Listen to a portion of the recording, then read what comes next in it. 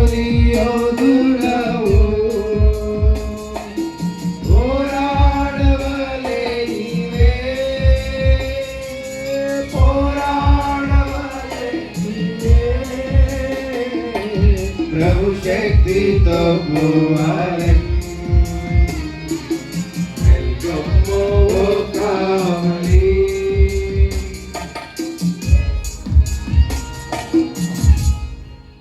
పాటలు అంటున్నాడు, యేసుక్రీస్తుకు సైనికులుగా ఉన్న వాళ్ళు కావలి వాళ్ళలా ఉంటారు. కావలి వాడు అంటే వాచ్మ్యాన్.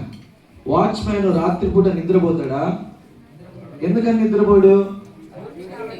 ఎందుకంటే దొంగలు పడేది, ప్రమాదాలు జరిగేది, దోచుకునే వాళ్ళు వచ్చేది చీకట్లో కదా, వెలుగుపూట రాదు వాళ్ళు. కాబట్టి ఒక కావలి వాడు ఏం చేస్తాడు? చీకటిగా ఉన్నవాడా తాను మెలకుగా ఉండి అటు ఇటు చాలా యాక్టివ్గా తిరుగుతూ ఉంటాడు, చెక్ చేస్తూ ఉంటాడు, విసిరేస్తూ ఉంటాడు, చేతిలో లాఠీ పట్టుకొని అటు ఇటు ఆడిస్తూ ఉంటాడు. సో ఒక మంచి సైనికుడు ఒక మంచి కావలి వాడిగా ఉండాలి, అంటే మెలకువగా ఉండాలి. యేసు ప్రభు కూడా